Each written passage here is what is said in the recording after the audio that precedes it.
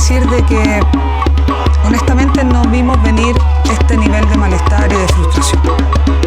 Hemos tenido una crisis social que yo creo que ha sorprendido a todo el mundo. Nadie predijo o tuvo la sensibilidad.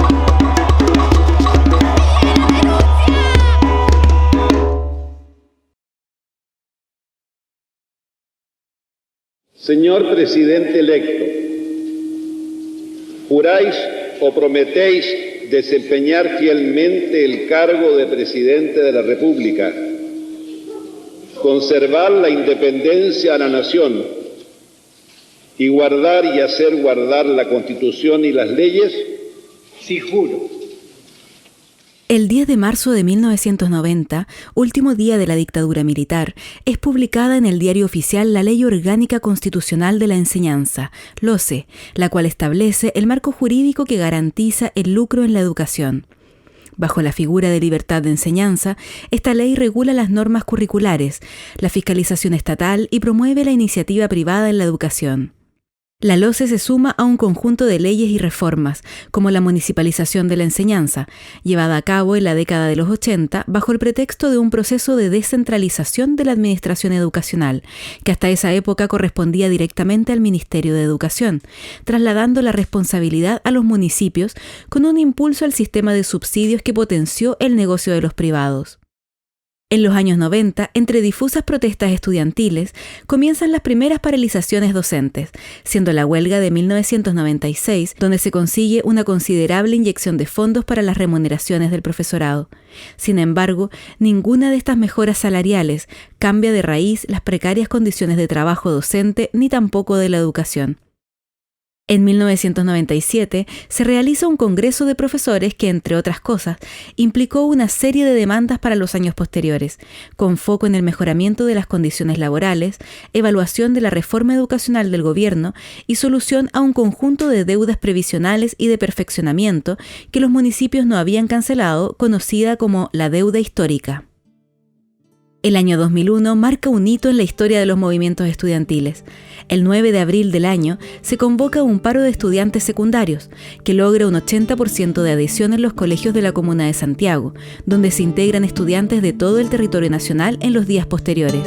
El paro fue convocado en disconformidad con el acuerdo logrado respecto del pase escolar, exigiendo que el carnet emitido en el 2000 pudiera utilizarse durante el 2001 sin tener que pagar nuevamente su costo, de 2.500 pesos chilenos de la época. Este momento, denominado como mochilazo, marca un precedente en la historia de la lucha estudiantil, la cual de la mano del nuevo siglo comienza a tomar forma e inspirar la participación de estudiantes secundarios en las discusiones sobre cómo debía ser la educación en el país. Esta tendencia encuentra nuevos aires en las masivas protestas y tomas de liceos del año 2006, la Revolución Pingüina.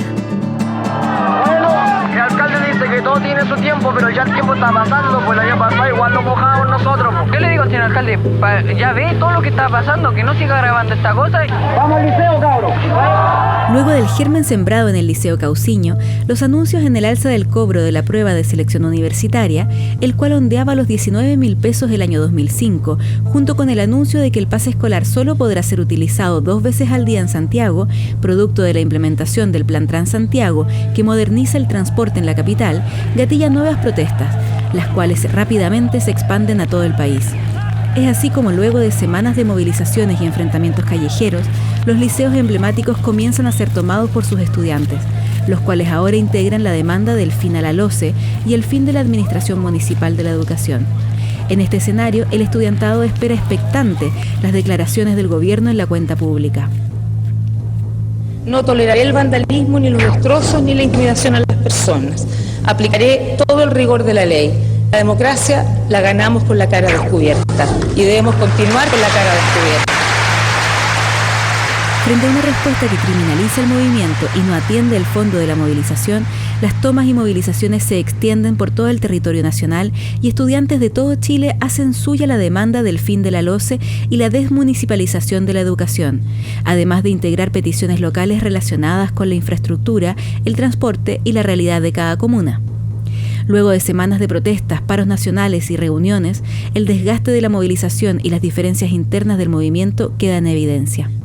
Pese a que muchos liceos y colegios a lo largo de Chile continúan en movilización por petitorios internos, el movimiento pierde su masividad y termina cayendo frente a los anuncios de acuerdos del gobierno.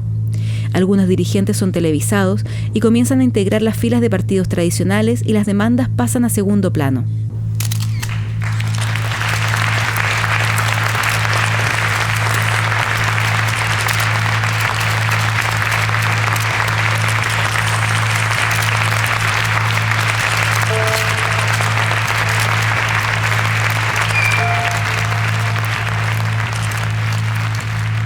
Un año más tarde, todos los partidos de la Concertación y la Alianza por Chile firman el llamado Acuerdo por la Calidad de la Educación, el cual da el impulso a lo que luego será la Ley General de Educación que reemplazará a la LOCE. Esta es la represión que hay aquí en Chile, esta es la represión. Están estudiantes ahí, están manifestándose, dando el apoyo a los estudiantes secundarios y llegan con la represión. Es el país que vivimos, es de la democracia que Pinochet dejó. Esa es la democracia en que la Concertación tanto se llena la boca. Esto no queda aquí. Esto está recién comenzando. Nosotros somos los delincuentes. La organización estudiantil está recién organizándose.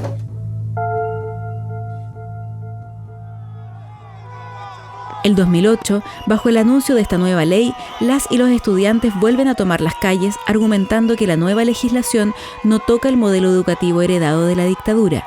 El Colegio de Profesores se pliega a la movilización convocando un paro de 24 horas, que luego se transforma en un paro de una semana, que logra en sus primeros días una alta convocatoria. Estudiantes y profesores marchan hacia el Congreso en Valparaíso, en rechazo a esta nueva ley que se implementa sin considerar los puntos que el profesorado y el movimiento estudiantil demandaban. Música Sepúlveda Cavieres, de 14 años, cuando vio que la ministra se iba a retirar de la reunión, donde lo menos que hubo fue diálogo, se acercó a la secretaria de Estado para contarle que tanto ella como sus compañeros han sido agredidos cada vez que se manifiestan en las calles en contra de la Ley General de Educación. ¿Piensa pedir disculpas públicas? No, ella ha pedido disculpas públicas acaso porque a nosotros se nos ha mojado, se nos ha golpeado, se nos ha tenido más de 13 horas dentro de una comisaría. Finalmente, la Ley General de Educación es aprobada en diciembre del mismo año, con el gobierno y la oposición celebrando en conjunto. Sin embargo, es en este año donde por primera vez el Estado de Chile reconoce la deuda histórica hacia profesores y la necesidad de repararla, formando la Comisión Deudas Históricas. Aún así, los proyectos que buscan someter la labor docente a las lógicas mercantiles siguen siendo prioridad dentro de las propuestas del oficialismo y las cámaras legislativas. Yo, como soy profesora, le diría que la ley de educación que se aprobó en el Congreso nos ha perjudicado enormemente a los profesores porque nos quitó nuestra estabilidad laboral. Por lo tanto, nosotros vamos a seguir luchando para que esa ley se cambie y podamos volver a tener los beneficios que teníamos antes. Sebastián Piñera, primer presidente de una derecha que volvía al poder después del fin de la dictadura y habiendo enfrentado el inicio de su gobierno con un terremoto, el cual genera una suerte de pausa en un clima marcado por la sensación de que nada había cambiado. La proliferación de colectivos estudiantiles fruto de la repolitización que vive la juventud a fines de la primera década del siglo XXI cataliza un importante alzamiento estudiantil, las revueltas del 2011.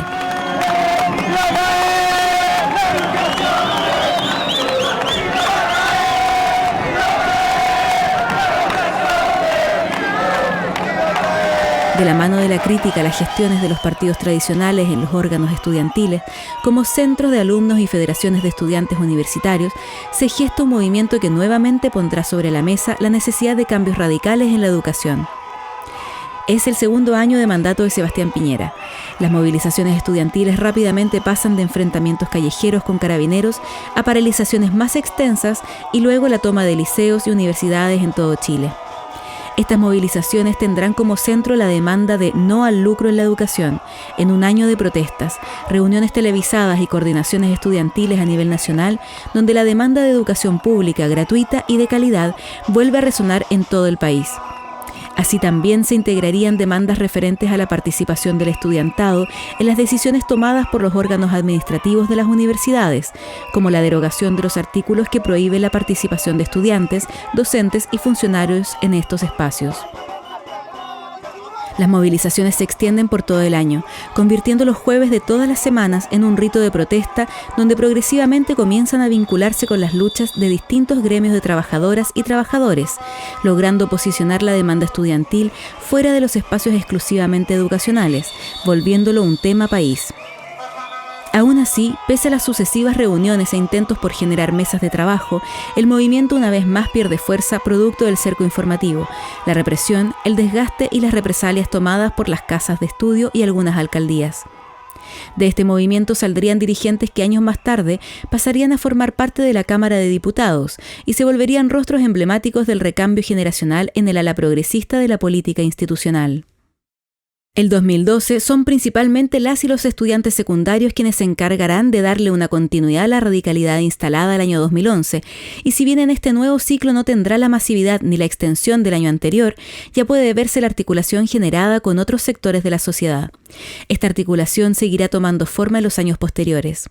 Nosotros estamos todos oprimidos por el mismo modelo económico y al final sufrimos todas las contradicciones de este sistema porque somos todos parte de la misma familia, ¿cachai? Y explotados. Destacar esta tremenda movilización de unidad que hay con los trabajadores, con los pobladores y con los estudiantes.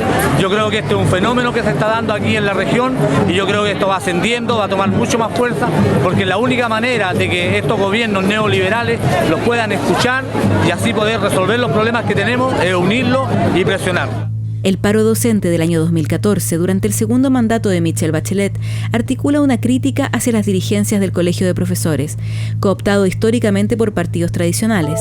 Esto luego de que el presidente del Colegio de Profesores, Jaime Gajardo, aceptara los términos del gobierno para la implementación de la reforma educacional, lo cual genera un quiebre con las bases de profesoras y profesores de todo el país. ¿A quién le rinde cuenta? A todos los representantes de la nueva mayoría. Y al magisterio no lo toma en cuenta ni tampoco lo escucha. Él está defendiendo los intereses de la nueva mayoría. Este quiebre es la antesala de las masivas paralizaciones de junio 2015, las cuales se levantan en protesta frente a los anuncios de la presidenta que presenta el proyecto de la carrera docente, el cual busca establecer mecanismos para la evaluación y calificación del profesorado, de los cuales dependerían sus remuneraciones. Desde abril del mismo año, el estudiantado vuelve a las calles y el movimiento estudiantil insiste en sus demandas ya históricas desde el fin de la transición, exigiendo al gobierno la participación en las decisiones que el Ejecutivo tomaba para implementar la nueva reforma educacional que Bachelet anunciaba como una de las más importantes de los últimos 50 años. En medio de este ambiente, que parece un déjà vu de confrontaciones entre estudiantes y el gobierno de turno, durante una marcha en Valparaíso, dos jóvenes que se encontraban rayando la fachada de un local comercial son baleados por el hijo de su dueño, falleciendo horas más tarde. La muerte de Diego Guzmán Farías y Ezequiel Borbarán Salinas sacude a todo el país, generando velatones y algunas tomas de facultades en la ciudad de Valparaíso. En los años posteriores se ve como las vociferadas reformas de gratuidad son en definitiva nuevos créditos bancarios. La segregación educativa continúa pese a la implementación de nuevos mecanismos, los cuales generan colas fuera de los liceos de excelencia por alcanzar cupos. El abandono de la educación pública provoca la baja de matrículas y riesgo de cierre de liceos emblemáticos, y la participación triestamental en las universidades, impulsada por estudiantes, trabajadoras y trabajadores organizados, se vuelve anécdota en algunas casas de estudio. Con la irrupción masiva del feminismo en las organizaciones sociales y la ola de protestas de mujeres alrededor del mundo, las estudiantes comienzan a exigir la salida de profesores y alumnos por situaciones de acoso y violación, situación que durante muchos años se había normalizado, generando una impunidad basada en la autoridad y la complicidad de compañeros. El movimiento rápidamente se transforma en tomas de instituciones, donde junto con la creación de protocolos antiacoso y la exigencia de desvincular a los hombres cuestionados, se generan espacios para el encuentro feminista y de mujeres, lo cual fortalece el movimiento feminista chileno y tensiona aún más a las organizaciones sociales y políticas del país a tomar cartas en el asunto y dejar el secretismo que perpetuaba las actitudes patriarcales en los espacios de estudio, trabajo y de organización. Así, el año 2018 se consagra como el año de la cuarta ola del feminismo, con protestas alrededor de todo el mundo y con los liceos, universidades y espacios de organización en Chile imbuidos en las nuevas formas de hacer política. Desde el mundo estudiantil entendemos que la educación es principal a la hora de cambiar los paradigmas en las relaciones entre hombres y mujeres. La insolencia del movimiento secundario lleva al gobierno a levantar el proyecto de ley Aula Segura, entregando facultades a directivos de establecimientos para la expulsión de los estudiantes involucrados en protestas. Diversos grupos y personalidades de toda la sociedad denuncian que el proyecto solo sirve para criminalizar la protesta de las y los estudiantes secundarios, atacando un síntoma y no la enfermedad de fondo. Así, el año 2019 rápidamente se vuelve terreno de nuevas y antiguas protestas, en un mundo convulsionado por movilizaciones en distintas partes del globo. En este contexto, personeros del gobierno realizan polémicas declaraciones sobre la situación del país, en una actitud que la población chilena siente como burla, lo cual aumenta el descontento subterráneo y silencioso de un país que pareciera acostumbrado a callar. Luego de un extenso paro de profesores y con el anuncio del alza de 30 pesos del pasaje del metro, los y las estudiantes secundarias vuelven a tomarse las calles, convocando a evasiones masivas e invitando a la gente a no pagar su pasaje. Las protestas escalan y el gobierno responde con represión y amenazas, ante lo cual el estudiantado insiste en su estrategia sin transar. Una persona que está dentro del registro de evasores pierde una serie de derechos. Cabros, esto no prendió, no son más choros, no se han ganado el apoyo de la población. Pero había aprendido, y el alcance de las transformaciones que el estallido generó aún se ramifican y florecen en las diversas esferas de la sociedad.